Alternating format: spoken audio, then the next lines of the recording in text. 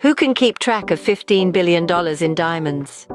Imagine the impact of such wealth simply vanishing. This isn't the plot of a thrilling heist movie. It's a real-life mystery that unfolded in Zimbabwe, involving allegations made by the late former president Robert Mugabe. In a startling claim, Mugabe alleged that diamonds worth more than $15 billion were looted from the Marange diamond fields. This staggering sum, according to him, never made its way into the national treasury, with only about $2 billion accounted for. The revelation sent shockwaves through the nation and beyond, raising questions about corruption and mismanagement. The task of investigating these claims fell to the Zimbabwe Anti-Corruption Commission, known as Sabc. However, the deputy chairperson of Sabc, Kuziwa Phineas Murapa, revealed a significant hurdle during a media workshop in Bulawayo.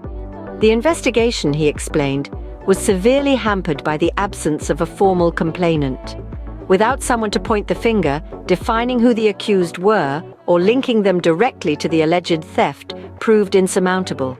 Murapa expressed skepticism regarding the feasibility of such a large quantity of diamonds being available and stolen as claimed. He mentioned that consultations with other authorities suggested that the presence of $15 billion worth of diamonds in such a short period was internationally improbable. This doubt further complicated the investigation, leaving more questions than answers. The implications of such a claim are profound. If true, the loss of $15 billion worth of diamonds would represent a monumental financial hemorrhage, affecting not just the economic stability of Zimbabwe, but also its citizens' trust in their leaders and institutions.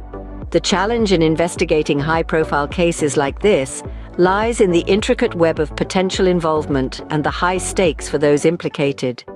It requires a robust system of accountability and transparency, qualities that are often in short supply in scenarios marred by allegations of corruption. In conclusion, the mystery of the missing $15 billion in diamonds illustrates the complexities and challenges of tackling corruption, especially when it involves high-level figures and vast sums of money. It underscores the need for stronger mechanisms to ensure transparency and accountability, not just in Zimbabwe but globally, wherever similar scenarios unfold. As the search for truth continues, the world watches and waits, hoping for closure and justice in this bewildering saga of lost treasures.